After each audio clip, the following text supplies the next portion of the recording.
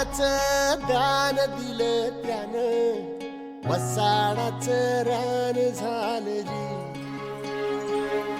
अर मातीच्या पोटात अस्मानाचं बळ, माऊलीची लाज राखजी.